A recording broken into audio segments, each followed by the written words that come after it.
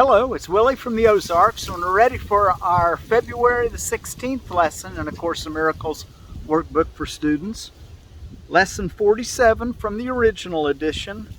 God is the strength in which I trust. God is the strength in which I trust. If you're trusting your own strength, you have every reason to be apprehensive, anxious, and fearful. What can you predict or control? What is there in you that can be counted on? What would you give you the ability to be aware of all the facets of any problem and to resolve it in such a way that only good can come of it? That's what the Holy Spirit can do, but not your reasoning.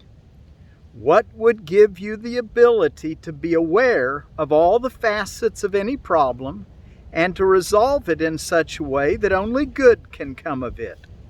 What is there in you that gives you the recognition of the right solution and the guarantee that it will be accomplished?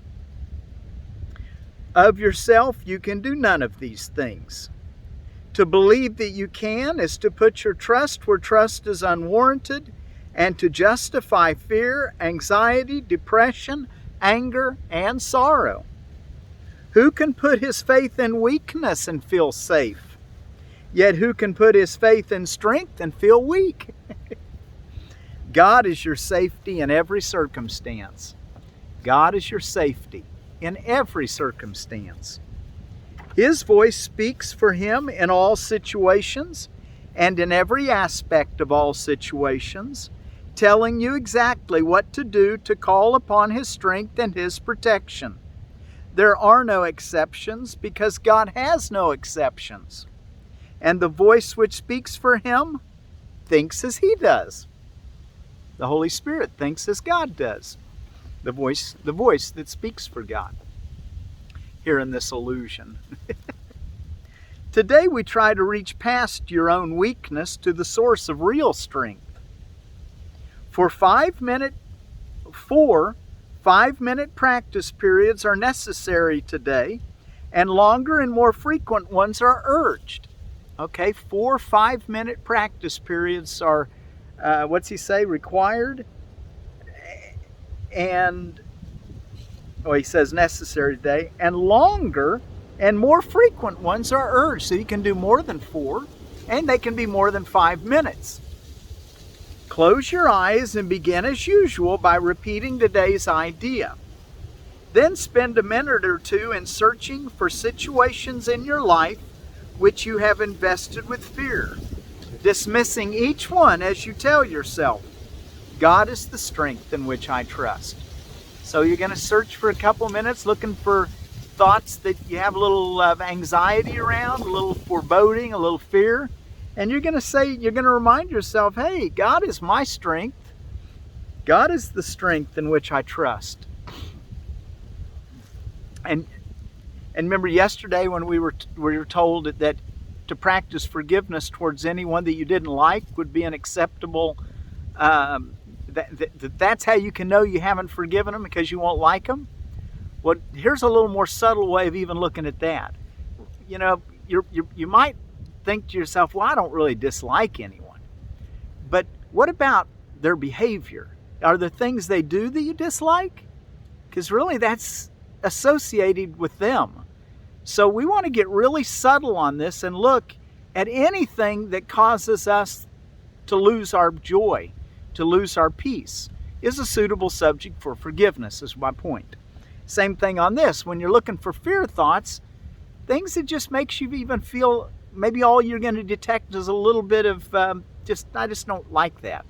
That's good enough, because we're trying to reach that place where joy is our constant state, to where everything that comes to us makes us smile and gives us joy. Now try to slip past all concerns related to your own sense of inadequacy. So we're going to spend a couple minutes of our 5 minutes looking for fear-producing thoughts, and then remind ourselves with each one, God is the strength in which I trust. And then now try to slip past all concerns related to your own sense of inadequacy.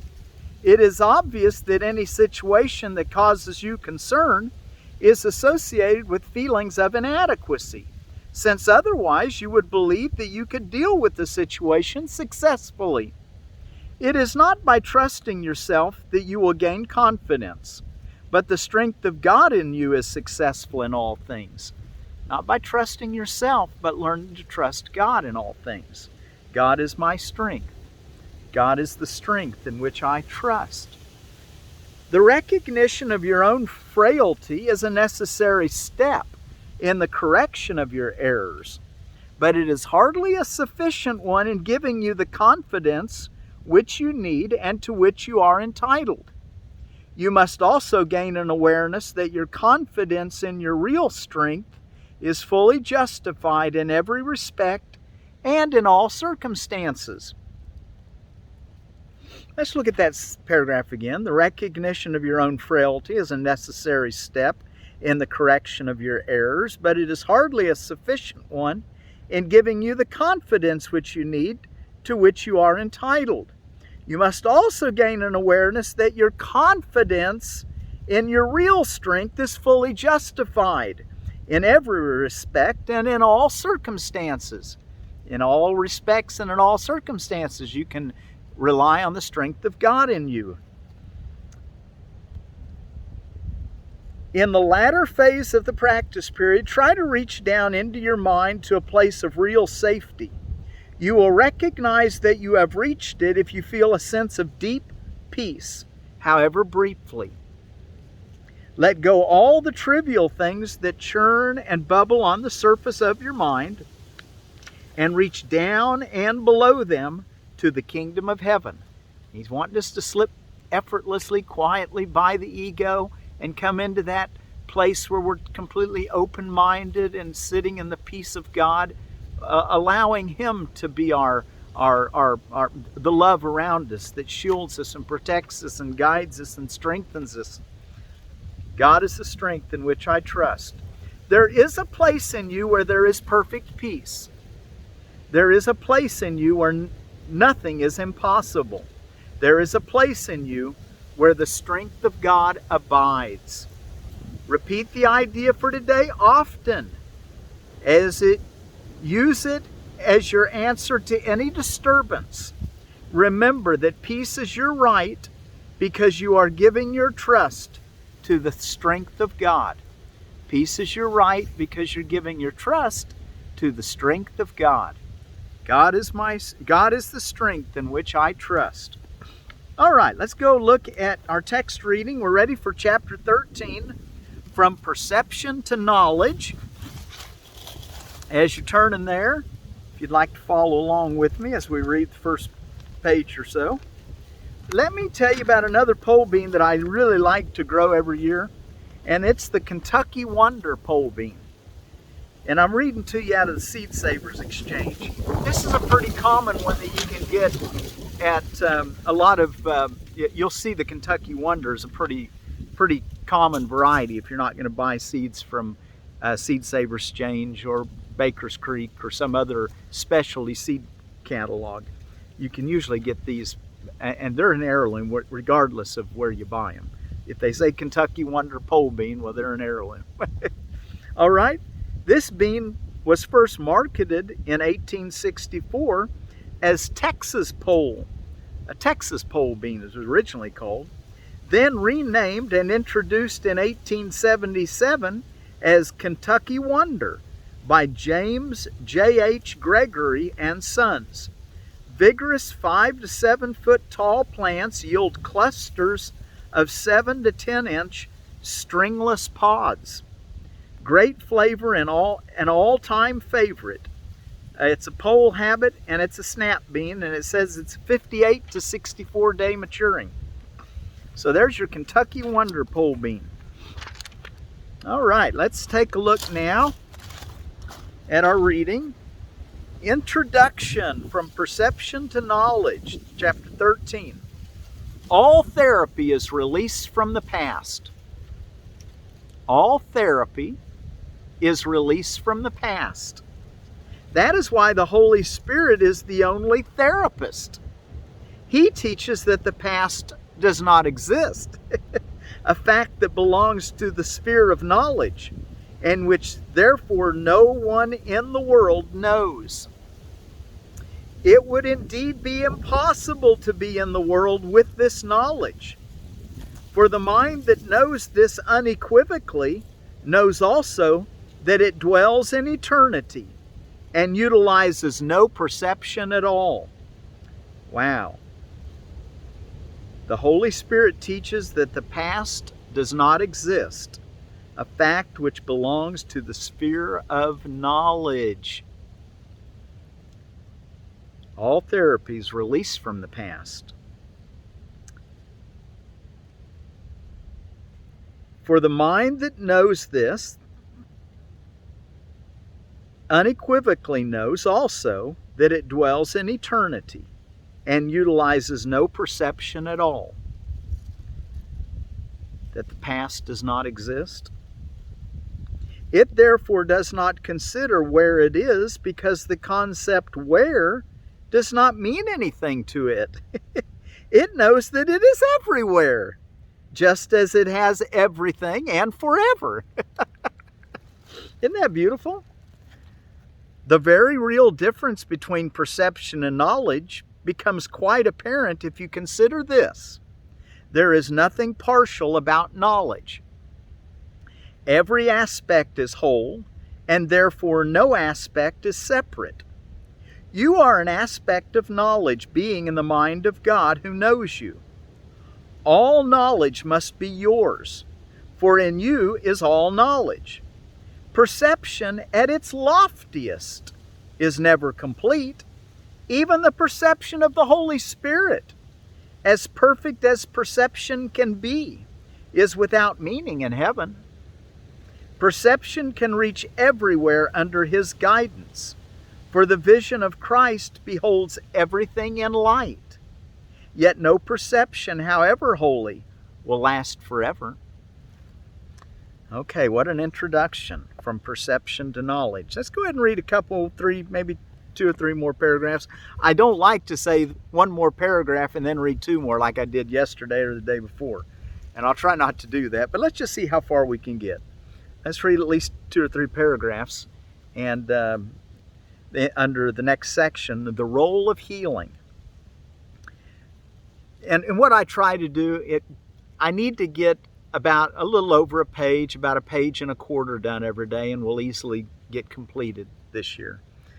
So if you want to read ahead and kind of know how much I'll be reading, that's kind of what I aim for, okay? The role of healing. Perfect perception, then, has many elements in common with knowledge, making transfer to it possible. Yet the last step must be taken by God, because the last step in your redemption, which seems to be in the future, was accomplished by God in your creation.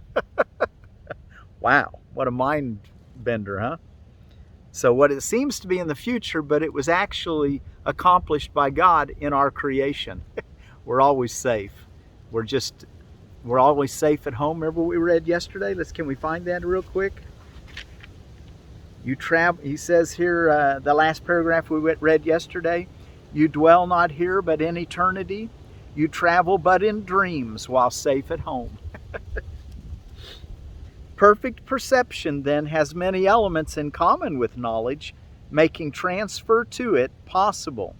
Yet the last step must be taken by God, because the last step in your redemption, which seems to be in the future, was accomplished by God in your creation. The separation has not interrupted it.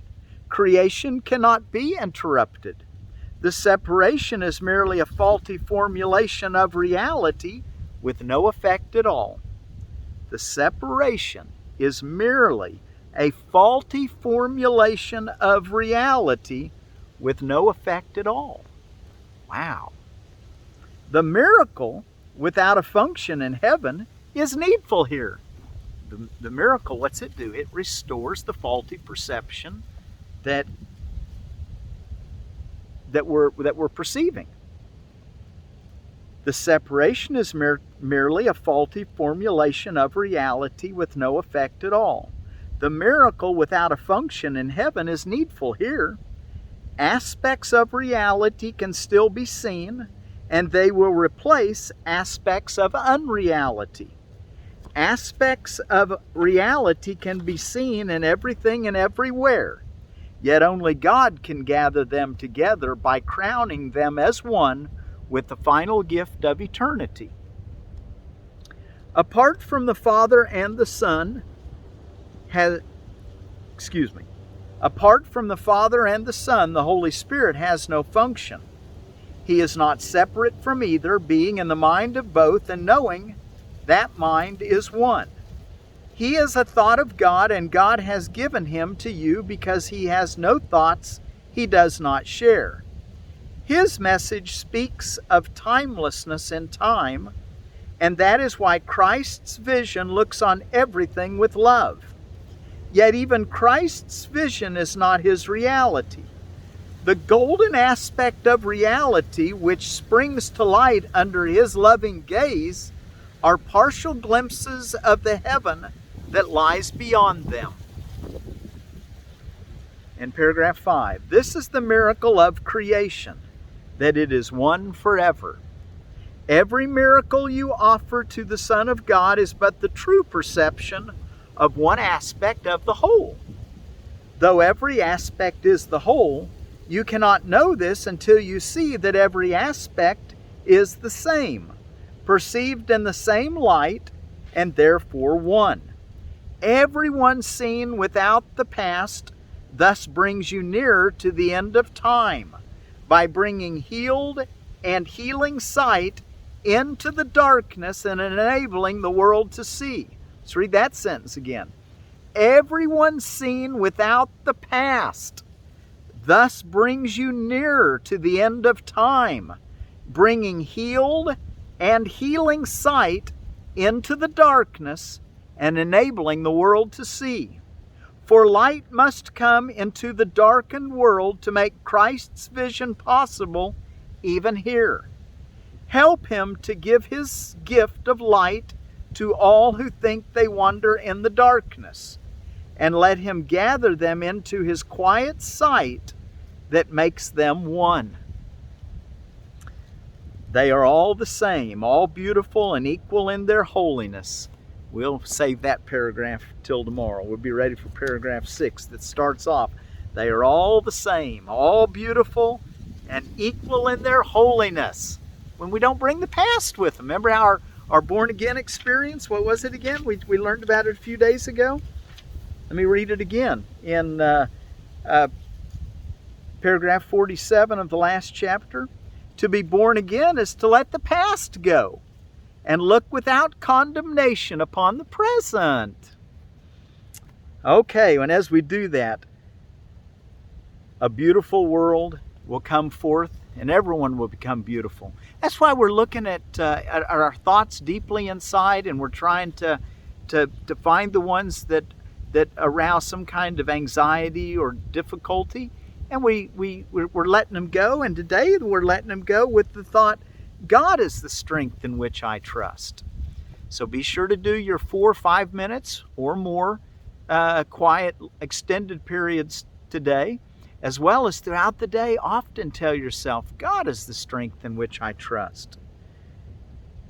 Okay? God is the strength in which I trust.